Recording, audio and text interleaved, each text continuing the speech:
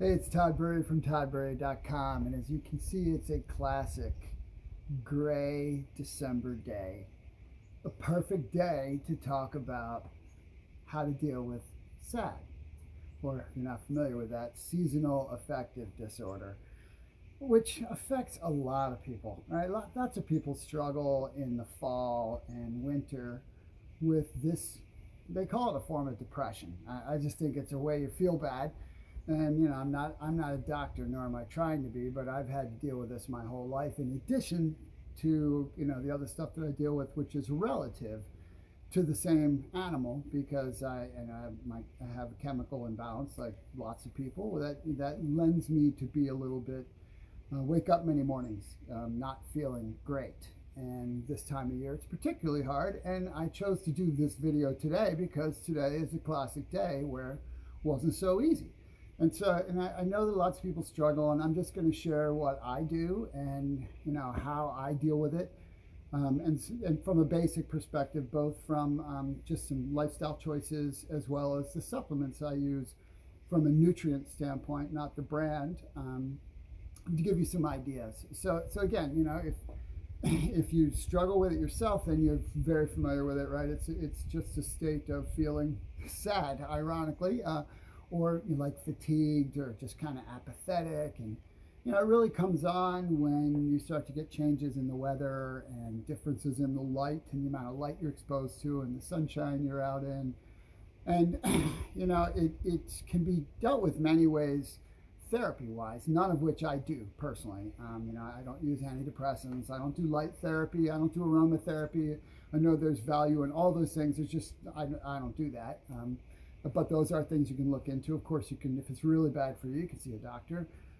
But I just want to share some stuff that helps me a lot in case it's of value to you. So first and foremost is I refuse to give into it. I don't allow it to limit me. I don't allow it to keep me from living my life or doing anything that I want to do. I just lean into it and go. But I do these other basics that allow that to take place more readily. And so bottom line is I may wake up feeling that way, and I may still have some underlying amount of it throughout the day. Today is one of those days where I have an underlying vibration of that. But I do all the things I do that center me and help me move forward. And you wouldn't know it unless you knew me really, really well, or I shared it with you. And so first, some basics. Morning routine. I have a bad to the bone morning routine that I've used for years anyway, because 80% of the mornings, maybe 90% of the mornings, I wake up similar to the way someone is when they deal with SAD. But that's my normal life. And so it just gets a little bit compounded this time of year. So I have a kick butt morning routine that involves exercise and the things I read and all the things that I do, which, by the way, there's a link below in the comment or in the description section. If you want to get the video specifically on, I call it How to Own Your Day, you can go get that. It's free. But it's important to have a morning routine, and routines are important in general. But a morning routine to really center yourself and move forward and acknowledge that you can go forward regardless of how you feel. Really, really important. Next is get outside as often as you can. That's why I'm out right now. I'm doing this, and I know that depending on where you live, it's not so easy. But you can bundle up outside, but get out in the fresh air. It just feels good. Next is have something to do, and besides what you already feel like you have to do. Projects are really smart. Something you've wanted to do, a pursuit project, a heart pursuit, which I'm a big fan of in general. But any kind of project that you can look forward to doing, and that is meaningful to you, and that way you've always got something to do, because idle time is not good. That's really a challenge unless you're using idle time productively and journaling or writing or being reflective or doing things like that.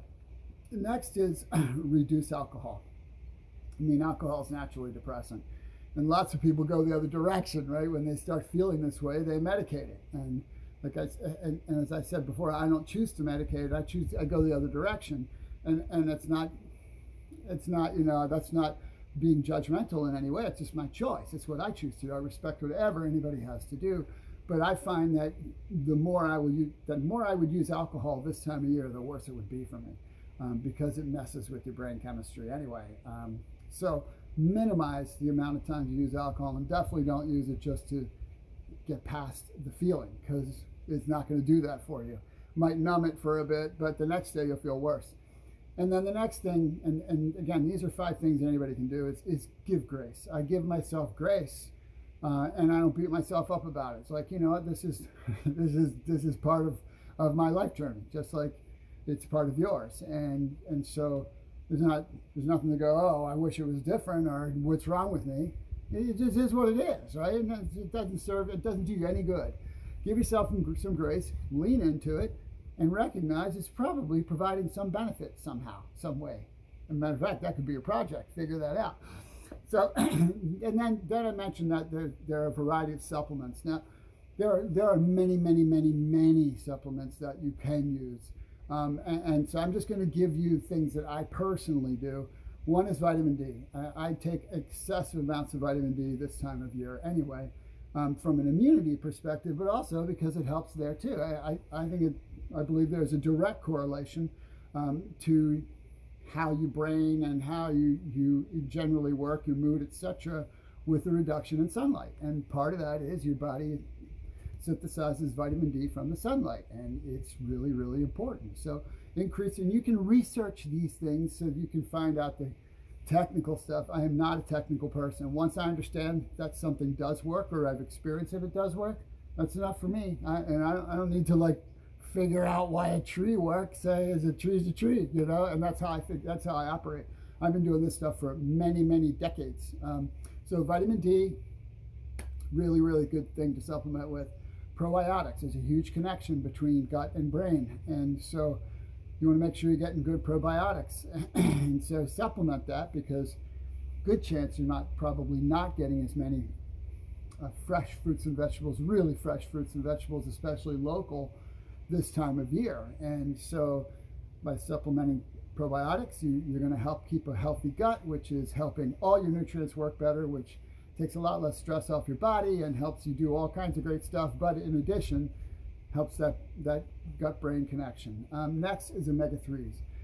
DHA in particular, but also EPA. They're fabulous for the brain. DHA is like brain food. It's just great stuff for brain health. And so that's a really important thing. Lots of people just on that alone can feel a little bit of a difference. Next thing I use is a combo product that is a B complex that has some aminos and herbs in it that they kind of are fuel for the neurotransmitters, the things that that communicate in your brain. It's just like helping all the connections work. And so you want to get lots of B vitamins, because that's really good for your brain, and as well as the right aminos and herbs. And then I also use a combo product that's got MCTs in it, which are the healthy fats that your body in the liver turns into ketones, which is what your brain loves to burn for energy. And an energized brain is a happy brain. Also in that combo product, there's some polyphenols, which are really good for brain health, as well as more Bs and more aminos. So I take a lot of that this time of year. And then the last one is arginine, because I want to help improve circulation, because improving circulation gets oxygen and nutrients to your cells better, and that's essentially feeding your brain. So those are the nutrients that I specifically use. You can do your own research. You can check out things that you need to do. There's lots of people that blog about SAD. There's all kinds of stuff out there that you can do. If you want to know what the products I use specifically, you can send me an email. You can go figure out what you need on your own. But again, and there's lots of other stuff out there. But that's just my formula. It's helped me a lot. Does it make me immune to it? No. I still deal with it, but it helps me to deal with it much better. All right. So I hope that was helpful for you. And if you think this can help somebody else, at least in an encouraging way, feel free to share it. All right. Take care.